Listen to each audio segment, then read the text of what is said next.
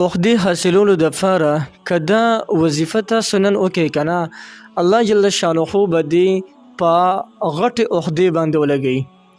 ګوره خصوصا نن وخت کې چې کوم دی الکشن وختونه دي، هر سړی دا چې کوم دی خواهش یې دی، ارزو یې ده چې ما ته ښکلې چې کوم دی عقده میلاو شي، زه د دې قوم چې دی خدمت وکړم. که هغه خلک چې دوی ولاړ دي الکشن ته، که هغوی د دې آیات وظیفه شروع وکړله، نو انشاءالله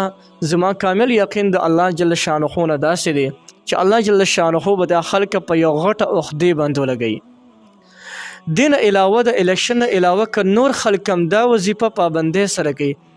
د 3 ورځو وظیفه را پابندۍ سره که 3 ورځې کې د الله جل شانه کار کوي، د ستا حاجت پوره کوي، یو خدای به تا ته میلاو شي.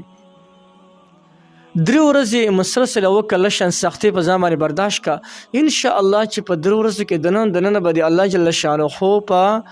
په یو مضبوطې مزیدار عقدې باندې ولګوي.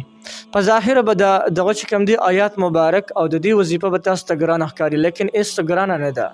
ډېره اسانه ده. که تاسو په خپله چې کوم دی د دې خبرې شوقمند یې چې ما ته د یو ښکلې مزیداره عقده میلاو شي.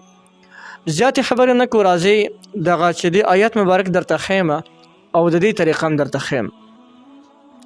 آیات مبارک دا دی: بسم الله الرحمن الرحیم نرفع درجات من نشاء وفوق كل ذي علم علیم. که یو انسان ډیر زیات درخواستونه جمع کړی وي، د هغه ته عقده نه میلاویږي، یا یو انسان ډیر زیات کوششونه وکړل عقده ورته نه میلاویږي، او اوس وخت کې الکشن وخت دی، نو که یو کس الکشن دپاره کاغذونه جمع کړي دي او هغه هم دا وظیفه شروع وکړي، 3 ورځې وظیفه را انشاءالله عقده ورته میلاو شي. د دې وظیفې کولو طریقه دا ده چې 3 ورځې مسلسل پابندۍ سره یو وخت ولا مقرر کا، که د سحر وخت کې کولی شي، ماسخوتنۍ کولی شي، ماسپښینۍ کولی شي، خو یو وخت ولا مقرر کا چې په هغه وخت کې د چا سره خبرې اترې نه کوي او 3 ورځې مسلسل په دغه یو وخت کې وکړي. دغه آیات مبارک به 7000 کرته روزانه پابندۍ سره وي،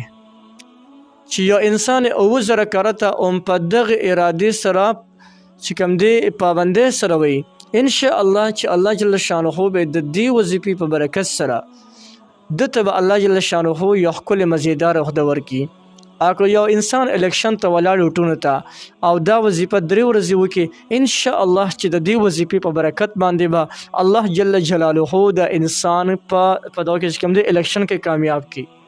یو ډیر زبردست وظیفه را هر څوک یې کولی شي، هر چاته د دې مکمل اجازه شته دی، هر څوک د دې نه مکمل پیدا اخیستلی شي.